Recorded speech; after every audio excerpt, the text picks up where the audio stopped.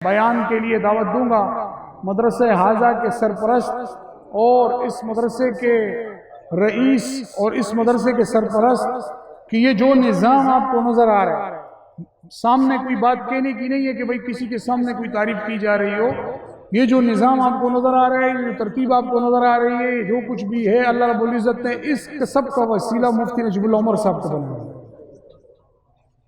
تو مفتی صاحب اگر نہ ہوتے اور اللہ نے ان کو ہمارے اوپر وسیلہ نہ بنایا ہوتا تو یہ صورتحال آج آپ کو نظر نہ آ رہی ہوتی۔ جو حق تھا وہ بتا دیا بغیر کسی لگی چپٹی کے۔ تو مفتی صاحب کی محنتیں ہیں، مفتی صاحب کی کوششیں ہیں، علاقے کے حوالے سے بھی مفتی صاحب لگے رہتے ہیں، مدرسے کے حوالے سے بھی مفتی صاحب لگے رہتے ہیں۔ اللہ تعالیٰ بہت بہت جزائے خیر نصیب فرمائے۔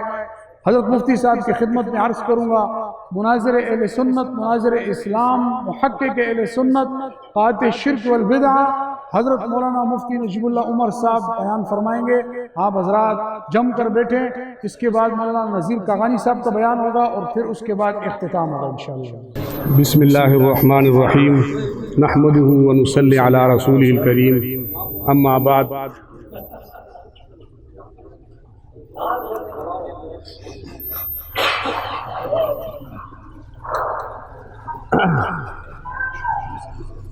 اللہ رب العزت کا بہت بڑا احسان ہے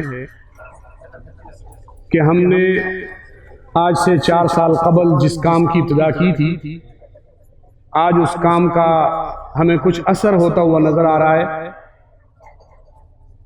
ہمارا یہ علاقہ، جو حضرات باہر سے آئے ہیں انہوں نے دیکھا ہوگا کہ ایک پسماندہ علاقہ ہے، اور اس علاقے کے اندر ہم نے بغیر وسائل کی مہیا ہوئے ہم نے الحمدللہ چھوٹے درجوں سے لے کر اور بڑے درجوں تک، یعنی یہاں پر درجہ ناظرہ کی کلاسیں بھی لگتی ہیں، درجہ حفظ کی کلاسیں بھی لگتی ہیں، اور یہ آپ حضرات کے سامنے علماء کرام موجود ہیں۔ ان میں سانگڑ کے، میر پور خاص کے، سکھر کے، لاڑکانہ کے اور سندھ کے دور دراز کے علاقوں سے علماء تشریف لاتے ہیں، اور یہاں آ کر انہوں نے دین اور علم اور عقیدے کے باب میں محنت کی، اور یہاں سے ہمارے انہی مشکل حالات کے اندر ہمارا ساتھ دے کر، ہمارے ساتھ رہ کر ایک تیاری کی، اور اب الحمدللہ ہم اس بات پر فخر محسوس کرتے ہیں، اور ہم یہ بات کہہ بھی سکتے ہیں کہ اگر دنیا کے اندر کوئی باطل ایسا موجود ہو کہ جسے مسلمانوں کے عقیدے گمراہ کرنے کے اندر جسے ایک شوق ہوتا ہے، لوگ کر رہے ہوتے ہیں، ہم کہتے ہیں کہ دنیا کا کوئی ایک باطل طبقہ آ جائے اور ہمارے ان علماء اکرام کے سامنے بیٹھ کر دکھا دے۔ یہ ایسے علماء تیار ہوئے ہیں کہ جنہوں نے اپنی 10 سالہ محنت کے بعد 1 سال مزید لگایا۔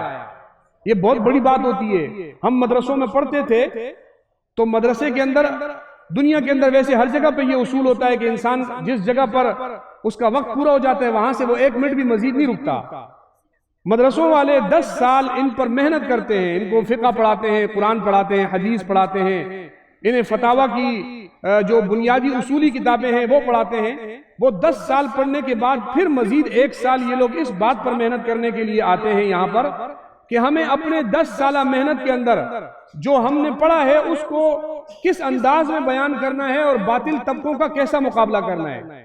1 سال ہمارے پاس یہ 4 علماء کرام موجود رہے اور انہوں نے الحمدللہ محنت کی، اور پھر ہم نے یہاں رکھا تھا چند دن کا کورس۔ اس کورس کا مطلب یہ تھا کہ وہ علماء اور وہ طلباء جو مدرسوں میں سال بھر پڑھ کر آئے ہیں انہیں بھی عقیدے سکھائے جائیں اور وہ آگے چل کے اس کی محنت کریں، اور اس پر الحمدللہ ہمارے پاس یہاں 20 کے قریب وہ حضرات، ان میں بھی سندھ، سکھر کے اور لاڑکانہ کے اور دیگر علاقوں کے دور دراز کے یہاں ہمارے پاس تقریباً 10 سے 12 دن سے یہاں رکے ہوئے ہیں، اور ہم نے الحمدللہ اپنے طور پہ پوری کوشش کی کہ ان حضرات کی خدمت کریں پورے طور پر۔ یہ ہمارے مہمان تھے، ہم نے اپنی ذمہ داری کے ساتھ ان کے ساتھ جو تھوڑا بہت ہم سے ہوا ہم نے کیا۔ اس علاقے کے اندر، پسماندہ علاقے کے اندر ہم نے یہ محنت کی ہے، آپ حضرات کے سامنے ہے۔ قرآن مجید پڑھنے والے بچوں کی تعداد بھی آپ کے سامنے ہے، پڑھنے والی بچیوں کی تعداد بھی آپ کے سامنے ہے، اور پھر اس میں علماء کرام کی تعداد بھی آپ کے سامنے ہے۔ پھر اس علاقے کے اندر ان حضرات کا رہائشی انتظام، یہ بھی ہم نے الحمدللہ مکمل طور پر اس کو پورا کیا ہے۔ تو میں ایک جملہ کہا کرتا تھا کہ آپ نے جو کام ہمارے ذمہ لگایا تھا ہم نے اس کام کو الحمدللہ پائے تکمیل تک پہنچانے کے لیے پوری کوشش جاری رکھی ہوئی ہے۔ ہم کسی ملامت کرنے والے کی ملامت کا ہمیں کوئی خوف نہیں ہے، مخالفت کرنے والوں کی مخالفتوں کا ہمیں کوئی خوف اور ڈر نہیں ہے۔ ہم نے دن رات ایک کر کے ان علماء کو تیار کرنے میں اپنی محنت صرف کی ہوئی ہے۔ یہ کام آپ نے ہمیں دیا تھا۔ دنیا کے اندر آپ اور شعبوں میں چلے جائیں، آپ کسی ملک کے وزیر کو پکڑیں اور اس سے پوچھو کہ جتنی تجھے تنخواہ ملتی ہے اور جتنے تجھے عہدہ ملا ہوا ہے، جتنا تو نے پروٹوکول لیا ہوا ہے، کیا تو اپنے اس عہدے کی پاسداری کرتا ہے؟ تو وہ آپ کو اس کا حساب نہیں دے سکے گا۔ میں وزیر کی بات دور ہے، ایک چھوٹا سا آپ کونسلر علاقے کا دیکھ لیں اور اس کو کہو کہ تو 5 سال 4 سال کونسلر رہا، تو نے اپنے اس کونسلر کے دور کے اندر اپنے علاقے کو جس طریقے سے تجھے کونسلر بنایا گیا تھا تو نے اس کے حق ادا کیا ہے؟ وہ کونسلر کھڑا ہو کے حق ادا نہیں کر سکتا۔ آپ ایک انڈا لینے کی دکان پہ جاؤ تو آپ کے 25 روپے کے خریدے ہوئے انڈے میں 5 روپے حکومت کی جیب میں جاتے ہیں۔ آپ 1 کلو ٹماٹر خریدنے جاؤ تو آپ کے ٹماٹر کے پیسوں میں سے 20 سے 30 روپے حکومت کی جیب میں جاتے ہیں۔ آپ موبائل میں 100 روپے کا ایزی لوڈ کرواؤ، آپ کے موبائل سے 40 روپے حکومت کی جیب میں اس 100 روپے سے جاتا ہے مختلف ٹیکسز کی صورت میں۔ لیکن جا کے باہر سڑکیں دیکھو، جن کو آپ نے 40 روپے دیے ہیں سڑکیں دیکھ لو ٹوٹی ہوئی، آپ جا کے دیکھ لو ملک خسارے میں ہے، آپ جا کے دیکھ لو ملک تباہی کے دہانے پر ہے، آپ دیکھ لو ملک ان سے سنبھالا نہیں جا رہا۔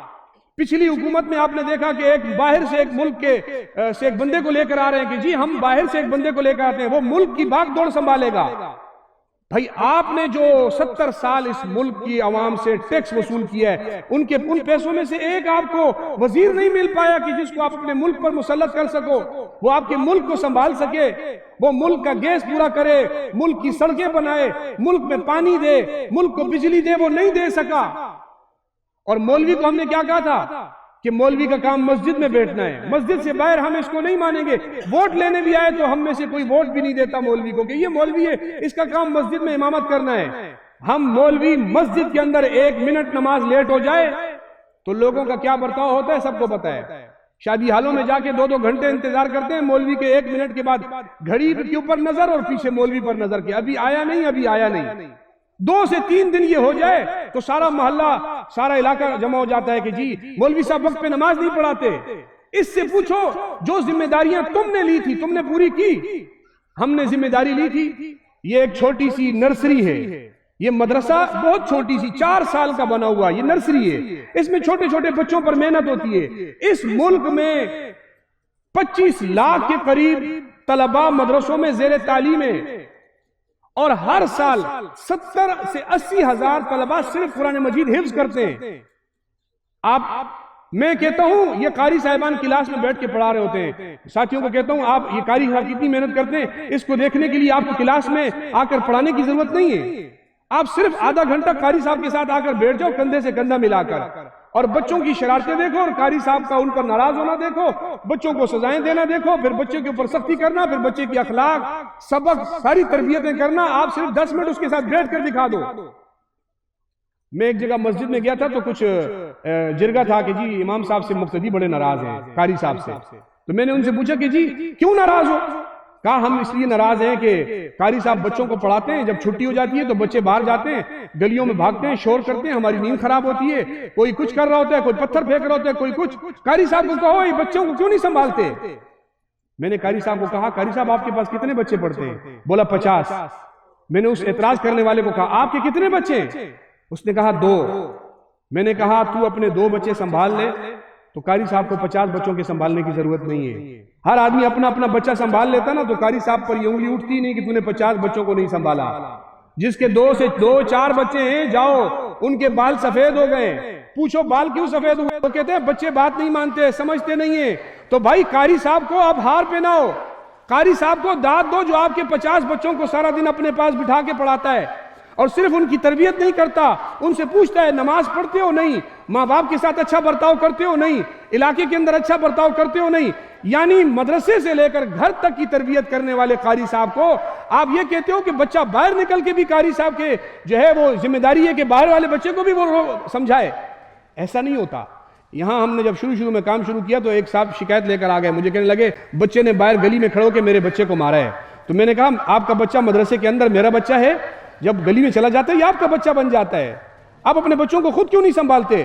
یعنی پورے محلے کے اندر وہ اس روڈ کے اوپر ایک بچہ شرارت کرے، پوچھنے والا کہتا ہے کہاں پڑھتے ہو؟ وہ کہتا ہے مکی مسجد میں پڑھتا ہوں۔ وہ کہتے ہیں آپ کو قاری صاحب نے یہ سکھایا تھا؟ اس سے یہ نہیں پوچھا جاتا تیرے ابو کا نام کیا ہے؟ وہ کہے فلانا، بولے تیرے ابو نے یہ سکھایا تھا؟ نہیں، یہ نشانہ بھی قاری صاحب پہ آ کے لگتا ہے۔ لیکن ہم نے ان باتوں کا کوئی وہ نہیں کیا۔ آپ کے بچے ہمارے بچے ہیں، ہم نے ان بچوں کو پڑھانا ہے، آپ سے چھین کر پڑھائیں گے، آپ کو منوا کر پڑھائیں گے، آپ کو سمجھا کر پڑھائیں گے، تاکہ کل جب آپ کی موت ہو، موت سب کو آنی ہے، تو آپ کا بچہ آپ کا جنازہ پڑھائے، عیدی والوں کو بلا کر آپ کو غسل نہ دلوائے، آپ کا بچہ خود آپ کو غسل دے، آپ کا بچہ وہ کفن دینے کے لیے باہر سے لوگوں کو نہ بلائے امام صاحب کو مسجد سے، وہ آپ کا بچہ آپ کو خود غسل اپنے ہاتھوں سے دے۔ جو بچہ اپنے باپ کو اپنے ہاتھ سے غسل دے گا، کفن دے گا، پھر قبر میں خود اتارے گا، پھر اس کے اوپر کھڑا ہو کے سورتیں پڑھے گا، پھر پیچھے ایصال ثواب پڑھے گا، ایصال ثواب کرے گا، بتاؤ اس باپ کے جنتی ہونے میں کیا شک ہے؟ یہ ہماری محنت ہے۔ ہم آپ کے بچے کو تاجر نہیں بنا رہے، ہم آپ کے بچے کو کاروباری نہیں بنا رہے، ہم آپ کے بچے کو کوئی وزیر نہیں بنانا چاہتے، نہ آپ کے بچے کو ملک کی باغ دوڑ دے رہے ہیں۔ ہم آپ کے بچے کو اس نہج پر لے کر آنا چاہتے ہیں کہ آپ کا بچہ آپ کے مرنے کے بعد، نبی پاک صلی اللہ علیہ وسلم کی حدیث ہے کہ مرنے کے بعد یہ قبرستان والے سارے جو ہے عالم برزخ میں سارے قبرستان والے جمع ہوتے ہیں عصر کے بعد، نیکیاں جمع کر رہے ہوتے ہیں۔ ایک پوچھتا ہے کتنی نیکیاں آئی پیچھے سے؟ وہ کہتا ہے اتنی آئی۔ ایک دوسرے پہ فخر کرتے ہیں، میرے پیچھے میرا بچہ ہے قرآن پڑھتا ہے، میرے پیچھے میرا بچہ ہے میرے لیے دعائیں کرتا ہے، میرے پیچھے بچہ ہے میرے لیے نماز پڑھتا ہے، میرے پیچھے بچہ ہے مجھے ایصال ثواب کرتا ہے، اسی لیے میری نیکیاں زیادہ ہے۔ قبر کے اندر پڑے ہوئے دوسرے لوگ اس پر رشک کرتے ہیں اور خود افسوس کرتے ہیں، ہائے کاش ہمارے بھی بچے اتنے نیک ہوتے کہ ہمارے پیچھے قرآن پڑھتے۔ آپ کی قبروں کو ٹھنڈا کرنے کے لیے ان اداروں میں محنت ہو رہی ہے کہ آپ کی قبریں ٹھنڈی ہو جائیں، 10 لوگوں کو جنت میں لے جانے والا آپ کا بچہ بن جائے، آپ کے سروں پر سنہری تاج رکھوانے والا آپ کا بچہ بن جائے۔ یہ ان مدرسوں کے اندر محنت ہو رہی ہے۔ نہ سمجھو تو ہمیں اس سے کوئی فرق نہیں ہے، ہم نے آپ لوگوں کے لیے کیا ہی نہیں ہے، ہم نے جس رب کے لیے کیا ہے وہ رب ہمیں اس دنیا میں عزت دے تو ٹھیک ہے، ہمیں آخرت میں اس رب سے بدلہ چاہیے، ہم ساری محنتیں اس کے لیے کر رہے ہیں اور ہمارا کوئی مقصد نہیں۔ یہ ادارے، یہ مسجد، یہ مراکز، یہ آپ کی خدمت میں مصروف ہیں۔ وہ ایک بندہ مجھے کہنے لگا کہ مولوی صاحب آپ لوگوں کو یہ بات بتاتے نہیں ہو، فلانی بات نہیں بتاتے، فلانی بات۔ میں نے کہا مجھے یہ بتاؤ کہ آپ مسجد میں نماز پڑھنے آتے ہو تو مولوی صاحب کی پوری تقریر سنتے ہو؟ نہیں سنتے، تو آپ کو کیا پتا کہ یہ مولوی صاحب یہ بات بتاتا ہے کہ نہیں بتاتا؟ آپ نے ٹی وی کھولنی ہے، وہاں دیکھنا ہے کون سا مولوی صاحب مسئلہ بیان کر رہا ہے، غلط قرآن پڑھ رہے ہیں آپ کو پتہ نہیں ہے، غلط ترجمہ کر رہے ہیں آپ کو پتہ نہیں ہے، آپ کے ایمان کو لوٹ رہے ہیں آپ کو پتہ نہیں ہے، غلط مسئلے بتا رہے ہیں آپ کو پتہ نہیں ہے۔ آپ مسجد کے امام کو چھوڑے، میں اس مسجد میں بیٹھا ہوا ہوں، ہر فرد مجھ سے آ کر پوچھ سکتا ہے میں نے یہ مسئلہ بیان کیا کہاں پہ لکھا ہوا ہے؟ بتاؤ یہ ٹی وی والوں کا گریبان تم کیسے پکڑو گے؟ ان سے کیسے پوچھو گے تو نے کہاں سے مسئلہ بیان کیا؟ وہ تمہارے ایمانوں سے کھیل کے چلے جاتے ہیں، وہ تمہارے عقیدوں سے کھیل کے چلے جاتے ہیں، وہ سوشل میڈیا کے ذریعے سے تمہارے ایمان کو برباد کر کے چلے جاتے ہیں اور ہمیں پتہ ہی نہیں چلتا۔ وہ عربی بول کے چلا جائے تو ہمیں کیا پتہ لگے گا یہ قرآن پڑھ رہا ہے کہ عربی پڑھ رہا ہے؟ کوئی پتہ نہیں۔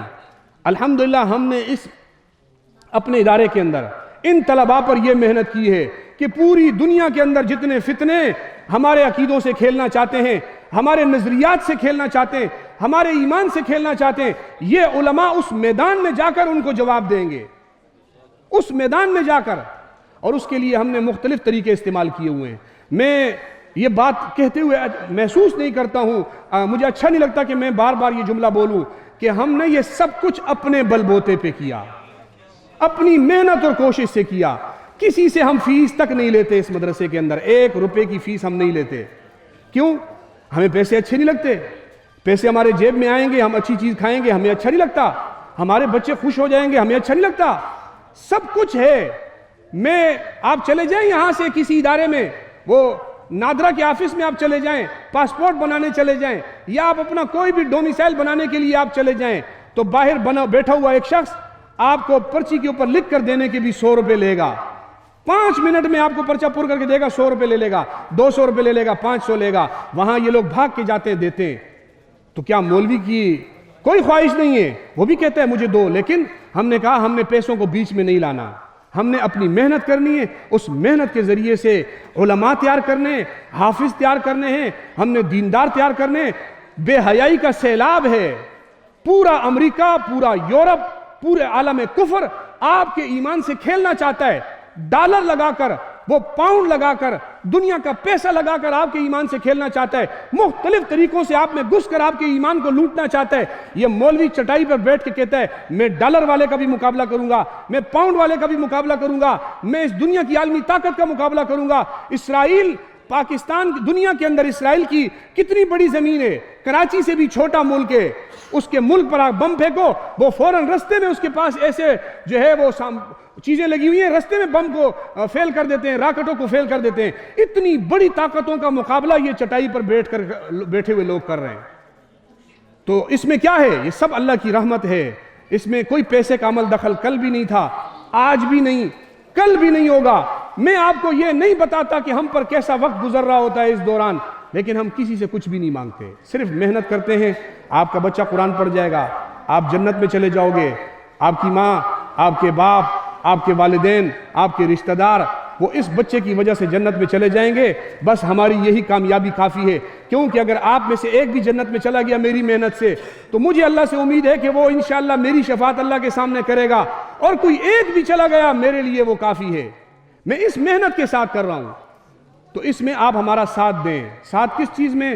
ہمیں آپ پیسہ نہ دیں، دولت نہ دیں، ہمیں کچھ نہ دیں، ہمیں صرف اپنا بچہ دیں جس کو ہم بٹھا کے قرآن پڑھائیں۔ جس کا ایک بچہ مدرسے میں پڑھ رہا ہے وہ اپنے دوسرے بچے کو داخل کرے، جس کے دو پڑھ رہے ہیں وہ تیسرے کو داخل کرے۔ اپنے بچوں کو مدرسوں میں پڑھائیں تاکہ یہ بچے ہم ان کو تیار کریں اور یہ آپ کی آخرت کا سبب بن جائیں۔ تو اس پر سارے کوشش کریں گے نا انشاءاللہ۔ یہ اصل یہ محنت ہے، یاد رکھو۔ وہ ایک واقعہ میں سنا کے بات ختم کرتا ہوں۔ ہارون رشید کبھی کبھی سمندر کے کنارے پہ ٹہلا کرتا تھا۔ وہ ایک دن ٹہل رہا تھا تو اس نے بہلول دانا، سب جانتے ہیں بہلول ایک مجنون گزرا تھا، ایک بزرگ گزرا تھا، بڑا سیدھا سادہ تھا، اللہ کا ولی تھا۔ بہلول دانا نے اس کو دیکھا کہ وہ اپنی بیوی زبیدہ کے ساتھ ہارون رشید ٹہل رہا تھا، تو بہلول وہاں پر مٹی کا، ریت کا گھر بنا رہا تھا۔ تو زبیدہ نے مذاق میں پوچھا کہ بہلول کیا کر رہے ہو؟ اس نے کہا جنت میں محل بنا رہا ہوں۔ زبیدہ کہنے لگی ہارون رشید کہنے لگا زبیدہ کو، دیکھو کتنا پاگل آدمی ہے، یہ محل بنا رہا ہے ریت کا، چھوٹا سا ریت کا گھروندہ بنا رہا ہے، ابھی ایک پانی کی لہر آئے گی اس کو توڑ دے گی، کہتے ہیں میں جنت میں گھر بنا رہا ہوں۔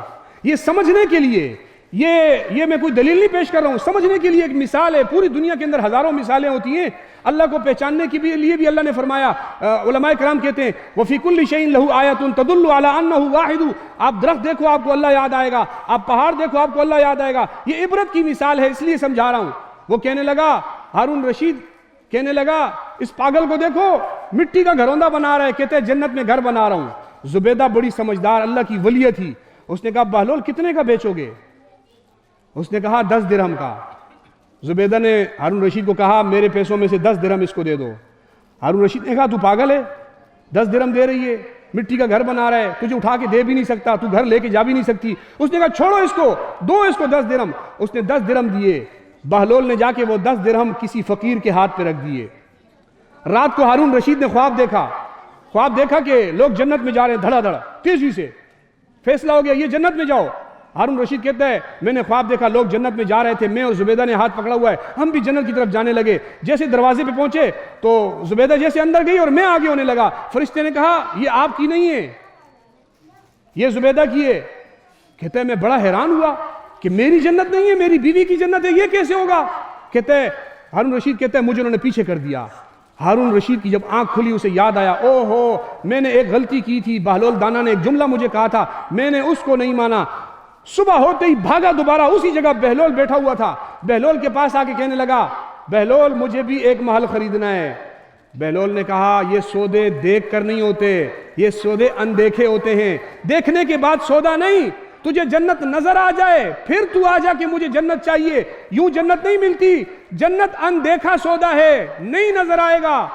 اللہ نے جنت کا نام ہی جنت رکھا ہے. عربی کے اندر جس لفظ میں جیم اور نون کا مادہ آ جائے اس کا مفہوم ہوتا ہے یہ چیز نظر نہیں آئے گی. اس لیے جن بھی نظر نہیں آتا, جنت بھی اسی کو کہتے ہیں جو نظر نہ آئے. اگر تمہیں جنت نظر آنے لگ جائے گی تو تم تو دوڑ پڑو گے. امتحان تو رہا ہی نہیں, امتحان اللہ نے رکھا ہے. اگر جنت چاہتے ہو تو ان بچوں کو پڑھاؤ, ان کو دینی تعلیم دو, ان پر خرچہ کرو. ان کو ہم فیس نہیں مانگتے, یہ تو آپ اسکولوں میں ہزار ہزار روپے فیس دیتے, ہم فیس بھی نہیں مانگتے. کہتے ہیں ان کو پڑھاؤ تاکہ آپ کے لیے آخرت کا وسیلہ بن جائے. تو انشاءاللہ اللہ تعالیٰ سے امید ہے آپ حضرات اس پر بھی پوری کوشش کریں گے. میں اپنے علاقے مہران سٹی والوں کی بھی بہت بہت شکریہ ادا کرتا ہوں. یہ لوگ بہت اچھے لوگ ہیں, ہمارے علاقے کے لوگ. اللہ رب العزت ان کو تازہ دم رکھے, ہمیشہ تر و تازہ رکھے, اور ان کے بچوں کو اللہ تعالیٰ دین کی تعلیم والا بنائے. اور میں یہاں جتنے میرے مہمان آئے ہیں میں ان کا بھی شکریہ ادا کرتا ہوں, اور جتنے میرے یہاں طلباء ہیں جو میرے حقیقت میں میرے دست و بازو ہیں, اللہ تعالیٰ ان کو بھی جزائے خیر دے اور ان سے دین اور ایمان کا کام لے لے. والسلام ورحمۃ اللہ وبرکاتہ.